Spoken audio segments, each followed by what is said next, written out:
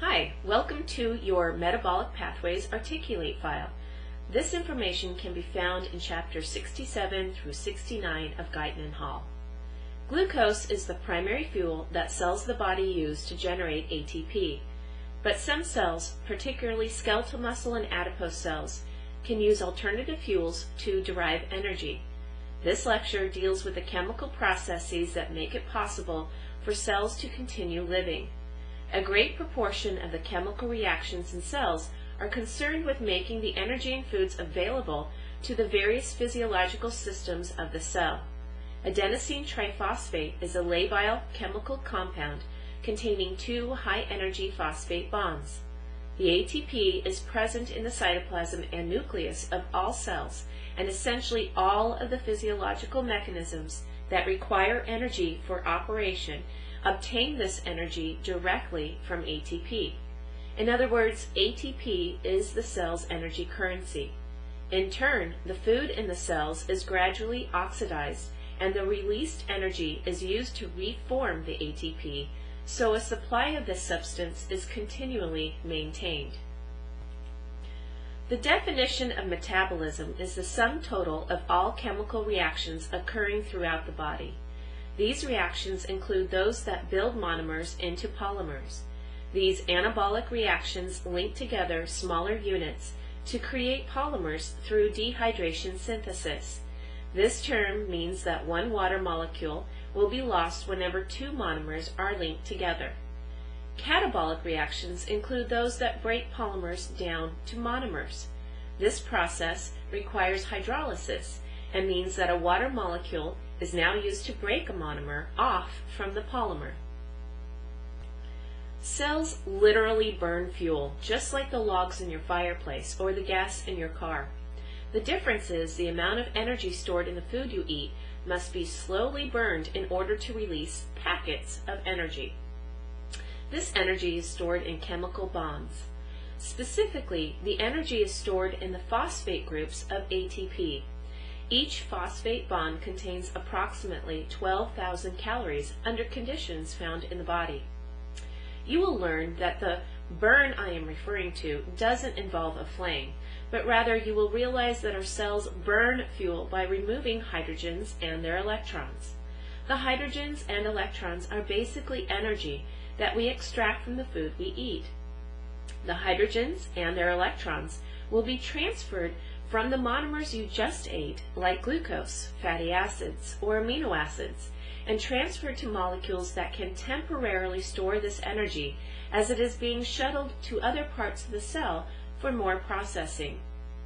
Ultimately, the electrons are extracted from the hydrogens, and the energy they release from this process will be transferred to make ATP.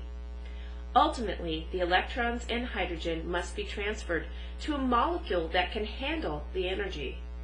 Oxygen will take the leftover hydrogen and electrons and bind with them to make water at the end of the entire process called oxidative phosphorylation. We will go step by step through this process. An electron carries with it a negative charge.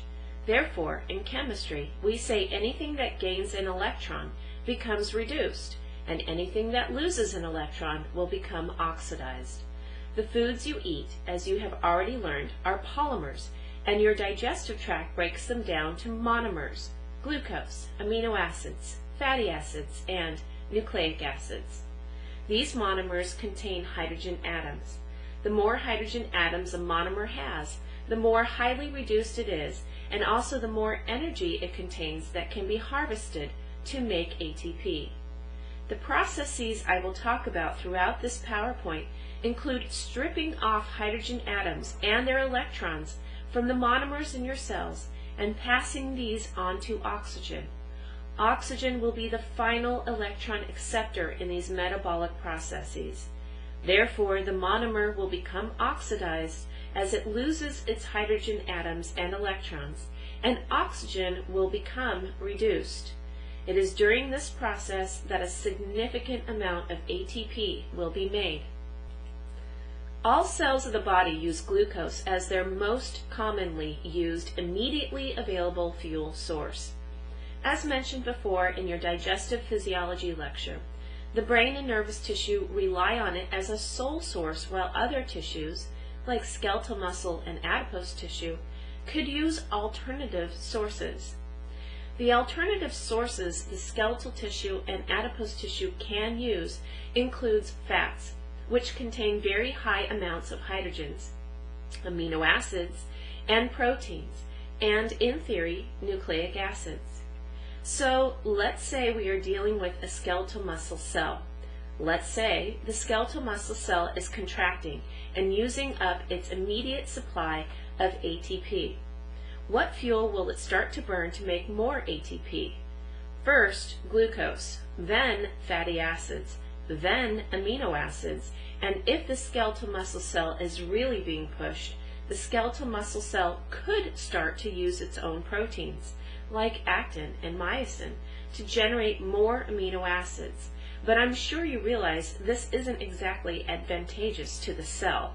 The nucleic acids inside the cell in the polymerized form of RNA and DNA could, in theory, be used as a source of fuel. It is true that RNA is a short-lived molecule, and it is broken down to individual nucleotides, and these could be used for fuel. But, traditionally, the nucleotides are just recycled to make new RNA molecules.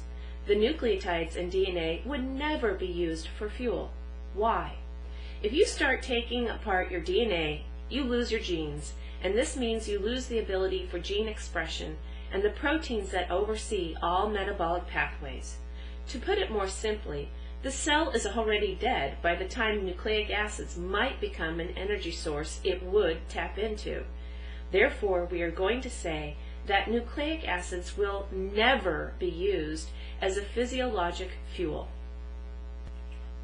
The mitochondria within most cells of the body, red blood cells do not have mitochondria, remember, will ultimately be the organelles that will burn the fuel that your cells provide to it in order to generate ATP.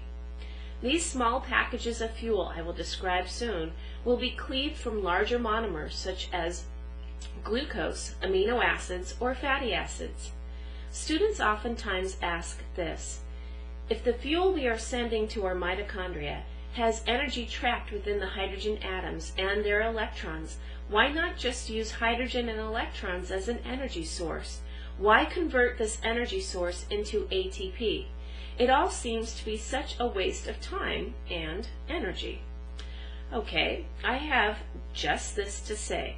May 6, 1937 and January 28, 1986. These dates mark the crash of the Hindenburg and the explosion of the Space Shuttle Challenger. Hydrogen and its electron are not an energy source, but merely an energy carrier. This is a law of thermodynamics that states that energy is neither created nor destroyed, just transferred into another form. Extracting the energy from this carrier must be done in a careful, stepwise fashion. Otherwise, our bodies would suffer the same fate as the Hindenburg and Challenger. None of us want to end up like the picture shown here, the famous Y-shaped explosion of the Space Shuttle Challenger. So our cells are equipped with enzymes that can carefully extract hydrogen atoms and their electrons and gently transfer them into a storage molecule. There are two main storage molecules of the cell, NAD and FADH. These two molecules will bind with hydrogen and its electron and then shuttle, no pun intended, over to the mitochondria to release hydrogen and its electron to oxygen. The process is very controlled, and in the end, the energy is stored in the form of a new chemical bond when an inorganic phosphate is bound to ADP to form ATP. Each ATP molecule is a packet or quantum of energy formed by attaching an inorganic phosphate onto an ADP molecule. Phosphate is a bulky, negatively charged molecule.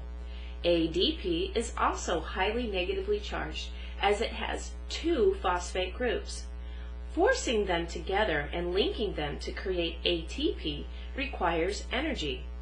Once you do create ATP, the bond between ADP and the inorganic phosphate represents stored energy or potential energy. It is the energy that has the potential to do work. I like to think of it as the man in this picture relaxing in his hammock. His honey has just asked him to mow the lawn, and he replied with, "I'll do it in a bit. I just have to save up some energy." He is conserving his potential energy. When he finally gets up and does his work, then he is using his stored energy for muscle contraction for pushing the lawnmower. This is kinetic energy. The hydrolysis of the terminal phosphate bond in ATP releases the potential energy, and this energy can be used to do work, say to energize the sodium-potassium ATPase, which uses up about 90% of your cellular ATP. Thus, this is the reason why we say ATP is your cell's energy currency. Let's begin your introduction to aerobic respiration. If you think eating is something you do for pleasure, think again. One of the main reasons for eating is to provide your body with carbon sources, carbohydrates, fats, and proteins that can be used for energy, that is, to make ATP. We are going to do a very brief overview, believe it or not, of some very complex chemical pathways. You are not responsible for knowing the chemical structures of any of the compounds or the step-by-step details of the reactions. Rather, you should know for each pathway what substrates you begin with, what substrates you end with, how many net ATP are made for each pathway, and additionally, you should keep track of the number of energy storage molecules we make. The energy storage molecules are called NADH and FADH2. These will be cached in the mitochondrion to make ATP. The nucleotide ATP, or adenosine triphosphate, is the prime energy carrier for all cells. All energy-releasing pathways, whether aerobic, which means requiring oxygen, or anaerobic, which doesn't require oxygen, begin with a pathway called glycolysis, which occurs in the cytoplasm, or cytosol. For glycolysis, this involves a series of enzymatic reactions that occur in the cytoplasm. The glucose molecule is reduced in a way to yield ATP directly and to yield 2 molecules of NADH. This is a way to store potential energy, and 2 pyruvate molecules, which can be further reduced into either lactate or acetate. Fermentation, anaerobic pathways, and anaerobic electron transport can release small quantities of energy without the use of oxygen. Fermentation produces a net yield of 2 ATP. I will review this on the next slide. Aerobic respiration is the main energy-releasing pathway leading to ATP formation. It occurs in the mitochondria and will be discussed soon. Aerobic respiration is summarized by the following equation. C6H12O6, which is glucose, plus 6 oxygen molecules will generate 6 carbon dioxide molecules plus 6 water molecules and many ATP.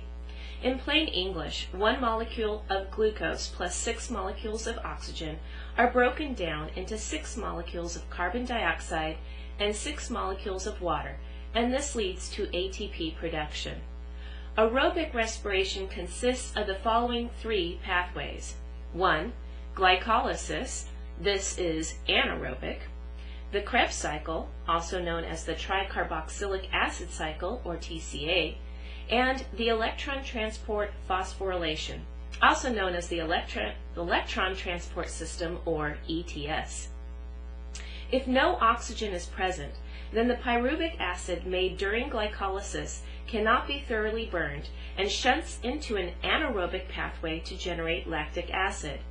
Although you are not responsible for knowing this pathway, if you are interested in seeing lactate fermentation, what we do when we exercise anaerobically, or if you want to see how beer alcohol fermentation is made, cut and paste this website on the slide into your browser.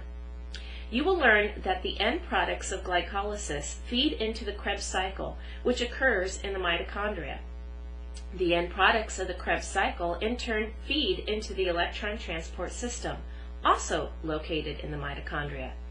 3 series of reactions are required for aerobic respiration, as I said before. 1. Glycolysis, which is the breakdown of glucose to pyruvate. Small amounts of ATP are generated during this process. Glycolysis occurs in the cytoplasm and requires cytoplasmic proteins and will create a net gain of 2 ATP and will also generate 2 NADH molecules, one of our energy storage molecules that I mentioned before. In the subsequent slides, I will describe the other 2 processes, the Krebs cycle and the electron transport system, in more detail.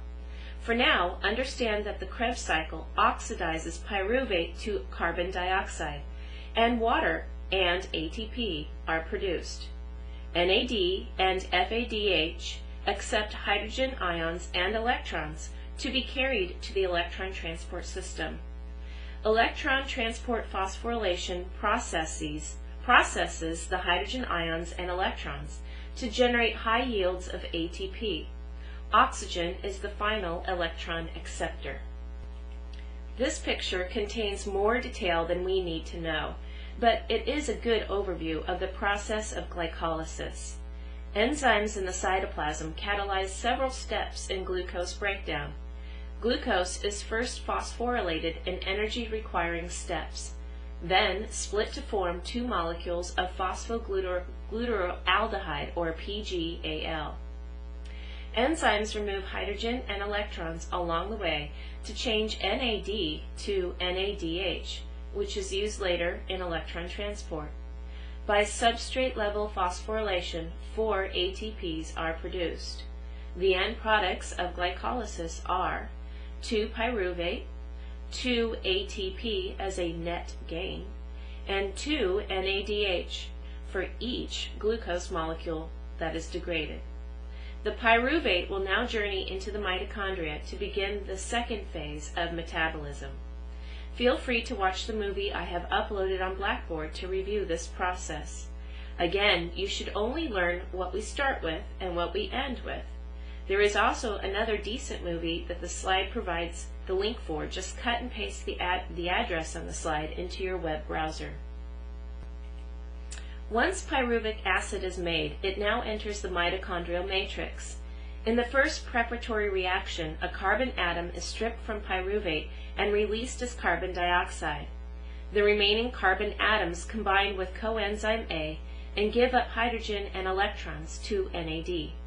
The product of these reactions is acetyl-CoA. This concludes the preparatory phase. The acetyl-CoA will enter the TCA cycle. In the first steps of the cycle, the acetyl-CoA will transfer 2 carbons to oxaloacetate to form citrate. It should be noted that oxaloacetate is derived from carbohydrates. A person on a high-protein diet or with untreated diabetes mellitus will have reduced amounts of oxaloacetate and therefore shut down their TCA cycle. This will lead to ketoacidosis, and this will be explained in more detail later. Next, another carbon atom is released as carbon dioxide, and NADH forms as NAD picks up hydrogen and electrons.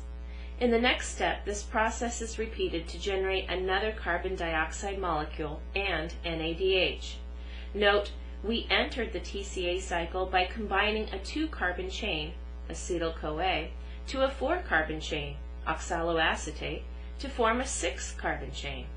Already, by the second step in the TCA cycle, we have reformulated a 4-carbon molecule.